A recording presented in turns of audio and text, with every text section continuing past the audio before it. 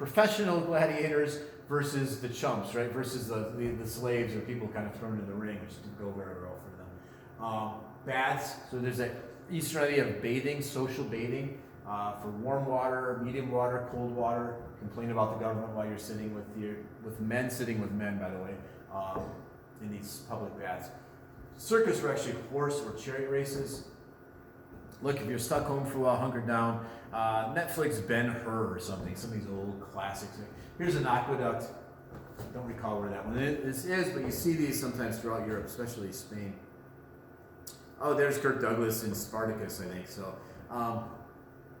society still was very patriarchal, paterfamilias. So the dad rules the family, but growing class disparity. So poor in the city and the new rich, especially senatorial class, wealthy from these land acquisitions, from these territorial conquests, become super wealthy and flaunt their wealth.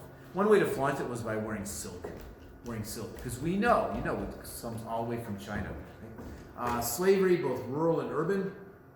So prisoners of war could be enslaved to work on the farms, a latifundia, or in the city, or maybe fight in a gladiatorial combat. And there would be revolts from time to time. So here's Kirk Douglas. This is from an old movie, right? Spartacus, uprising of slavery. Keep in mind, it was not based upon skin tone. Okay, racism is a modern construction.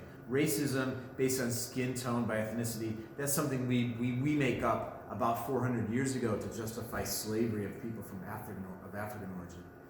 All right, so if this was a real class, well, it is a real class. I'm just standing here with my dog who's causing trouble.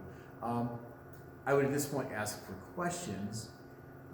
What I'd like to do is put questions in the YouTube comment section, and the next time I lecture, which will be this is for Monday, my next time will be for Wednesday, I'll spend the first few moments of class answering your questions about this lecture, how the heck are we going to do this online, what's changed with regard to tests, what's a Blackboard forum, what do we do for the groups that didn't present yet. That's all explained in the revised syllabus, which is one page, but we can maybe go through that if you have questions.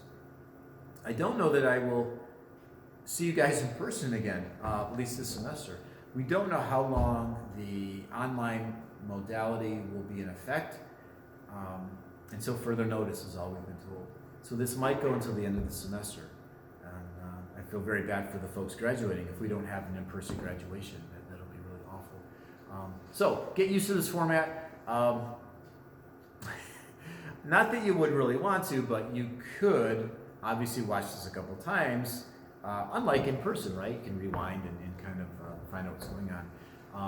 I'll put up the PowerPoint slides, so if it was difficult to see them, you'll have the slides, you'll have my audio, Blackboard discussion. I'll put up some questions, and please answer or try to answer my questions or pose your own. That's how I will do attendance, okay? Hang in there, guys. Please take the COVID-19 pandemic now worldwide seriously. Unfortunately, in our next topic, in a sense, deals with a pandemic that hit Rome, okay? And one of the reasons Rome declined in the 3rd century, that's the 200s, was because of widespread disease. Now, difference is, we know what's causing this, we know what to do, stay in your homes, okay? Wash your hands, don't pick your nose, all that type of stuff. The Romans did not know what caused the plague that hit their society in the 3rd century. It would also hit China, so it really was kind of a pandemic after the Han Empire fell. So that'll be a topic for next time, okay? How apropos. When we shift from Rome, because you kind of notice, wait, I thought you said Rome fell apart in 476, we didn't get that far. No, we didn't, all right? Your chapter kind of ends at the end of the Pax Romana and then picks up in chapter, I believe it's 13, without all my notes, where it talks about the Roman Empire and the Han Empire and how they became connected along these Silk Roads. So these wealthy Romans are buying silk coming all the way from China. Unfortunately, along these conduits of trade, we have silk, we have ideas, we have religion spreading, but we also have illness. We aren't sure what caused this plague of the 3rd century. Certainly was not coronavirus, COVID-19, but something was very, very, very devastating to both Rome and China after the Han. So please read that chapter.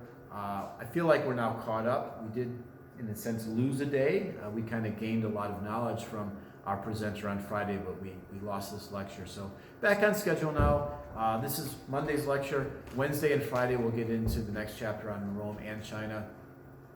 Feel free to call me. My number's in the new syllabus.